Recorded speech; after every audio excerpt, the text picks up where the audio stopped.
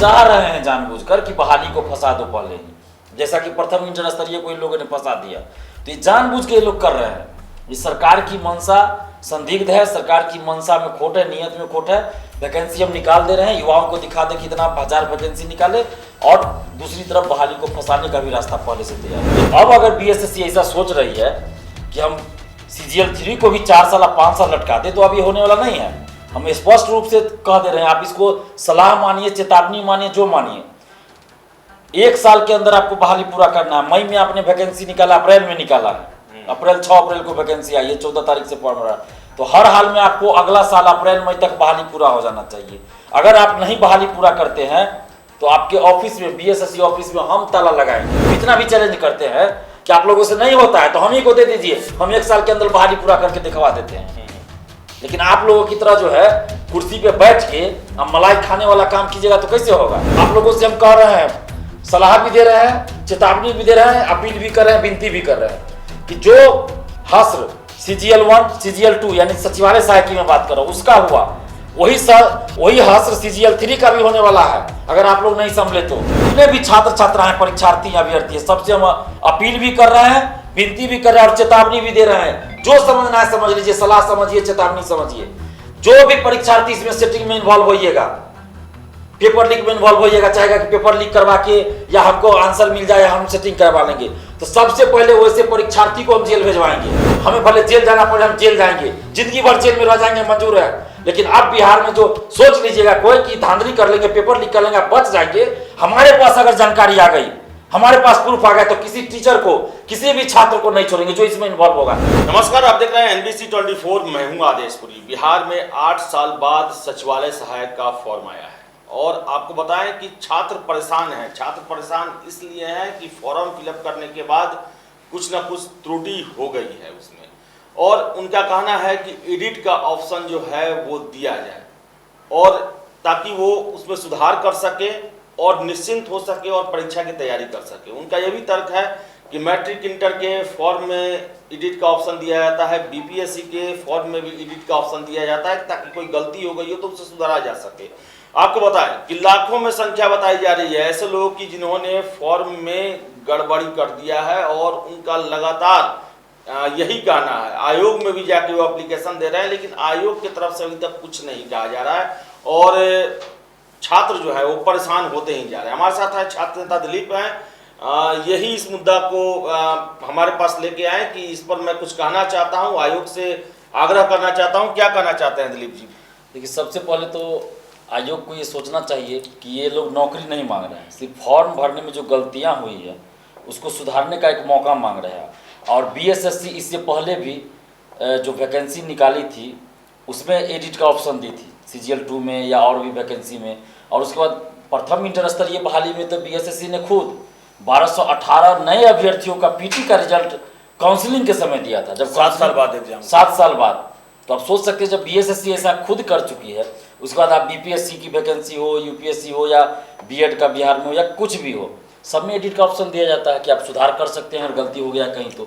और मैं बार बार ये चीज़ का जिक्र कर रहा हूँ कि ये जो गलती हो रही है फॉर्म भरने में, त्रुटि हो रही है, अशुद्धियाँ हो रही है, तो इसमें कुछ हद तक कहीं कहीं छात्र भी जिम्मेवार हैं, मैं मानता हूँ इस बात को।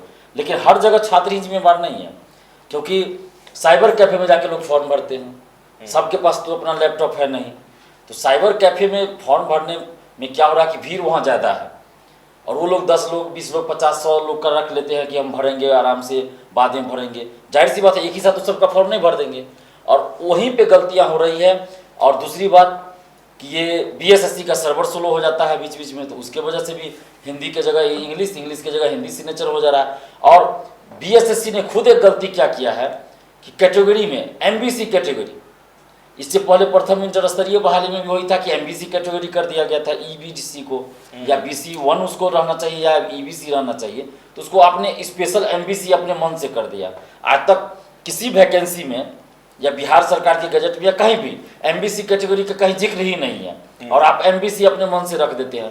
तो इसके चलते भी छात्रों को, खासकर जो नए छात्र हैं, तो उनको परेशानी होती है, वो नहीं समझ पाते कि MBC का क्या मतलब हुआ। तो कोई BC भर दिए, जो BC2 में है वो MBC भर दिए, जो MBC में आएंगे यानी कि BC1 में आएंगे, वो नहीं समझ पाते, वो BC भर देते हैं। तो ये भी मिसमैच हो जा रहा है। और फोटो का भी बैकग्राउंड का चल रहा है कि जैसा रहना चाहिए नहीं हो पा रहा है, साइबर कैफे वाले गलती कर दे रहे हैं। तो इन सब बातों को ध्यान में रखते हुए BSSC को सिर्फ इतना करना है कि आप 1 से 2 दिन, या आपको लगे तो 1 ही दिन मौका दीजिए।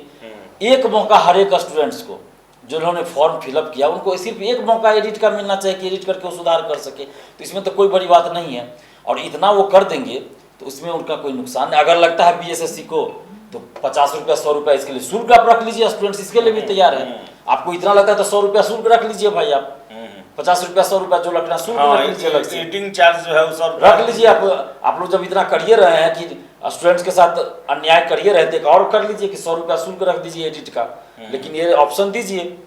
और अगर ऐसा नहीं दिया जाएगा तो होगा क्या, 1-2 छात्र तो है नहीं, 1 लाख से ज़्यादा छात्र हैं, फिर आंदोलन करना पड़ेगा, नहीं तो कोर्ट जाएंगे, कुछ तो होगा, कोर्ट में मामला जाएगा, बहाली फंस जाएगा। तो ये चाह रहे हैं जानबूझकर कि बहाली को फंसा दो पहले ही, जैसा कि प्रथम इंटर स्तरीय को इन लोगों ने फंसा दिया। तो ये जानबूझ के ये लोग कर रहे हैं। ये सरकार की मंशा संदिग्ध है, सरकार की मंशा में खोट है, नियत में खोट है। वैकेंसी हम निकाल दे रहे हैं, युवाओं को दिखा दे कि इतना 1000 वैकेंसी निकाले, और दूसरी तरफ बहाली को फंसाने का भी रास्ता पहले से तैयार है। एग्जाम का डेट नहीं दिया गया। हम लोग पिछली बार भी बैठे हुए थे तो ये चर्चा हुई थी कि 1.5 महीना से फॉर्म फिलअप हो रहा है, लेकिन एग्जाम आखिर कोई भी परीक्षा होता है तो सबका एक कैलेंडर होता है कि हम फॉर्म इतना तक भरवाएंगे, फिर PT अब होगा, मेंस कब होगा, फाइनल कब तक होगा, कुछ नहीं, बस दे दिया गया वैकेंसी। कब होगा एग्जाम, कब तक खत्म होगा ये परीक्षा? देखिए, इससे भी BSSC और सरकार की मंशा स्पष्ट होती है कि आपने वैकेंसी निकाल दिया, लेकिन एग्जाम PT, कम से कम PT के परीक्षा की तिथि तो घोषित कर देना चाहिए, संभावित महीना। पूरा कैलेंडर आप नहीं दिए, लेकिन परीक्षा जो PT परीक्षा होगी उसका तो संभावित महीना देना चाहिए। हालांकि आपको तो पूरा कैलेंडर के साथ जारी करना चाहिए कि कब आप PT लीजिएगा, कब रिजल्ट आएगा, कब मेंस लीजिएगा, कब मेंस का रिजल्ट आएगा, कब काउंसलिंग होगी, कब बहाली पूरी होगी। लेकिन ये लोग सिर्फ बहाली निकाल दिए हैं और एग्जाम का डेट नहीं दिए, नहीं संभावित महीना दिए। तो अब हम पहले से हम लोग ये मांग करते रहे कि आप कैलेंडर के साथ कोई वैकेंसी निकालें कि कब तक पूरी होगी। आप पिछले बार की तरह द्वितीय में लगाए थे, द्वितीय स्नातक वाला में 4 साल, प्रथम वाला में 3 साल, और ये प्रथम इंटर स्तरीय में आपने लगा दिया 8 साल, अभी तक बहाली पूरी नहीं। तो अब अगर BSSC ऐसा सोच रही है कि हम CGL 3 को भी 4 साल 5 साल लटका दे, तो अब ये होने वाला नहीं है। हम स्पष्ट रूप से कह दे रहे हैं, आप इसको सलाह मानिए, चेतावनी मानिए, जो मानिए, 1 साल के अंदर आपको बहाली पूरा करना है। मई में आपने वैकेंसी निकाला, अप्रैल में निकाला है, 6 अप्रैल को वैकेंसी आई है, 14 तारीख से फॉर्म भरा, तो हर हाल में आपको अगला साल अप्रैल मई तक बहाली पूरा हो जाना चाहिए। अगर आप नहीं बहाली पूरा करते हैं तो आपके ऑफिस में, BSSC ऑफिस में हम ताला लगाएंगे। ताला लगाएंगे जब आप समय पे एग्जाम ही नहीं ले रहे हैं, समय पे बहाली पूरा नहीं करते, तो उस आयोग का रहने न रहने से क्या फायदा है?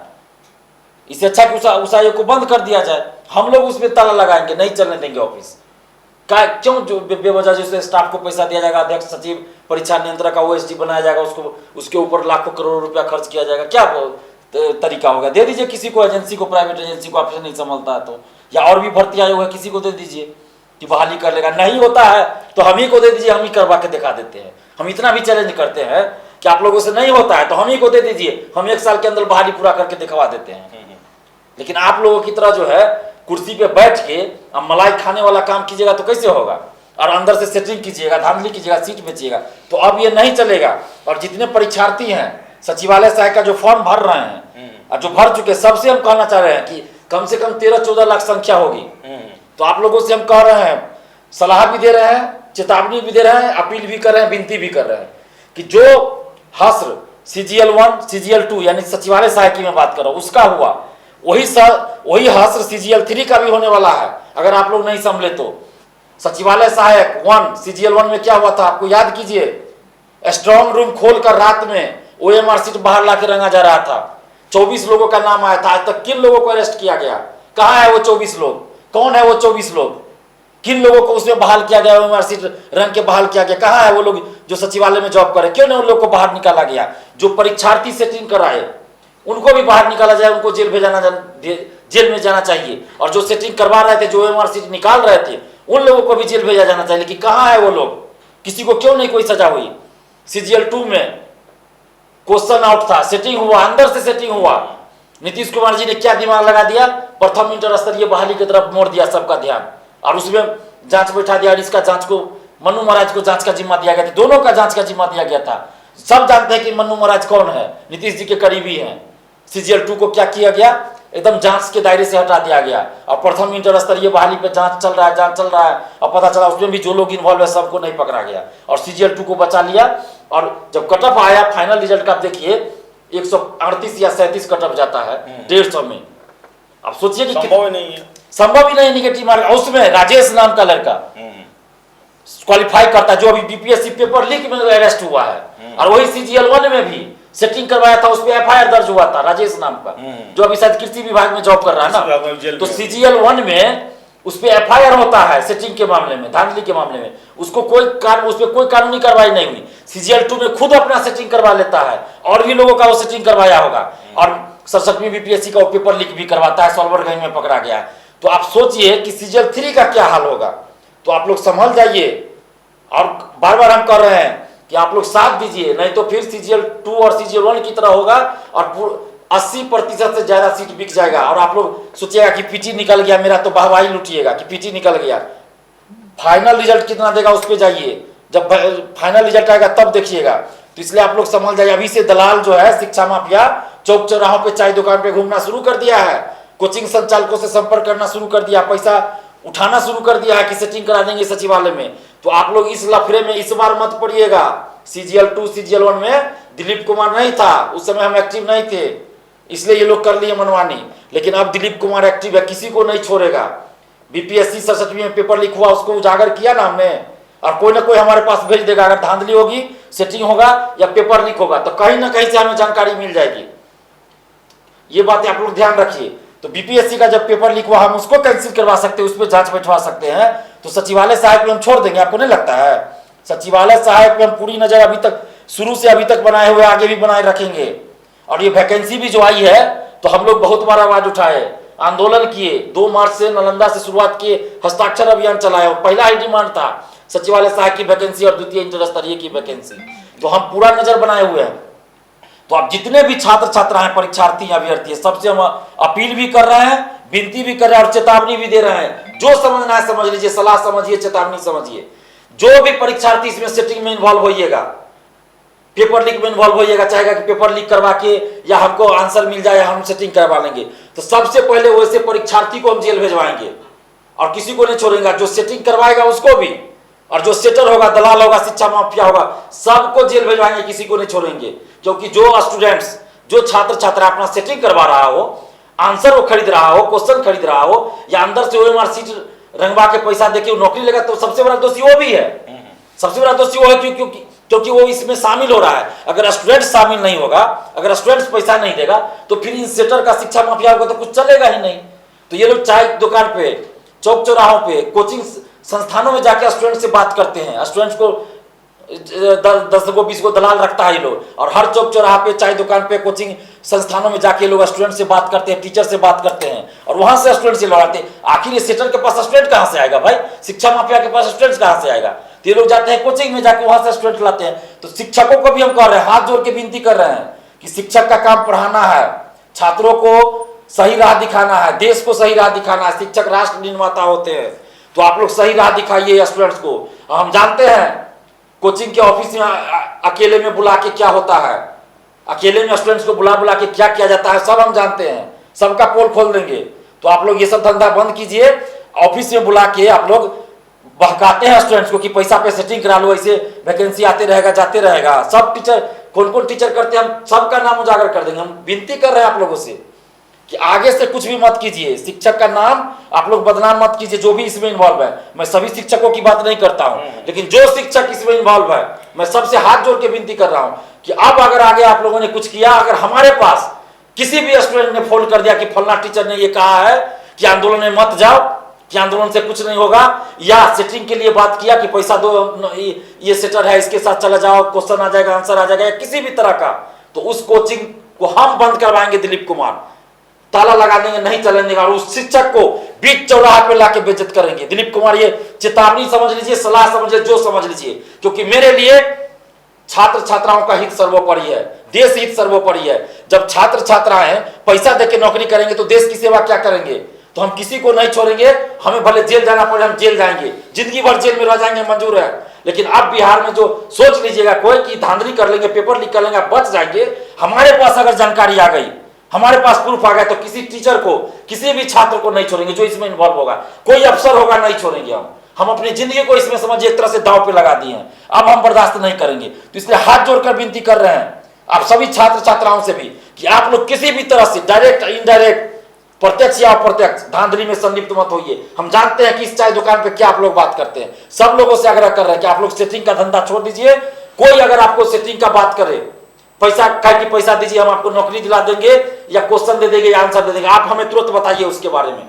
सब पे हम लोग कानूनी कार्रवाई करेंगे, क्योंकि अब हम लोग छोड़ने वाले नहीं है। लेकिन तो आपको बता दें कि दिलीप हैं और दिलीप ने चर्चा किया आज सचिवालय सहायक तृतीय को लेकर, और इनका साफ कहना है कि आयोग को एडिट का ऑप्शन देना चाहिए ताकि लाखों की संख्या में छात्र जो हैं वो 8 सालों से इस परीक्षा का इंतजार कर रहे थे, और एक गलती जो है उनके द्वारा उनसे हुई या फिर आयोग के साइट में गलती हुआ, स्लो हुआ, चाहे जो भी हो, गलती हुआ है तो उसे सुधारने का मौका दिया जाए।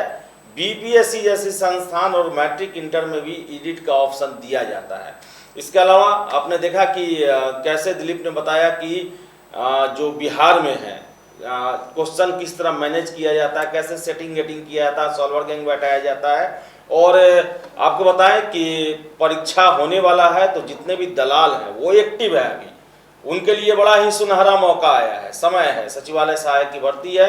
तो ऐसे में आप जाल में न फंसे, क्योंकि हो सकता है कि वो एग्जाम्पल 2-4 लोग का देते हो जिनका वो सेटिंग कराते हो, लेकिन उस एग्जाम्पल के नाम पर वो सैकड़ों हजारों छात्रों को बेवकूफ़ बना देते हैं और उनके कैरियर के साथ खेलते हैं। तो कभी भी अपनी मेहनत पर विश्वास करें, अपने तैयारी पर विश्वास करें, वही आपको सफलता दिलाएगी। बाकी सब जो है झूठ है, फरेब है और आपको जेल पहुंचाने का तरीका है। तो फिलहाल इस वीडियो में इतना ही। वीडियो पसंद आया लाइक शेयर करें, हमारे चैनल NBC 24 को सब्सक्राइब जरूर कर लें। धन्यवाद।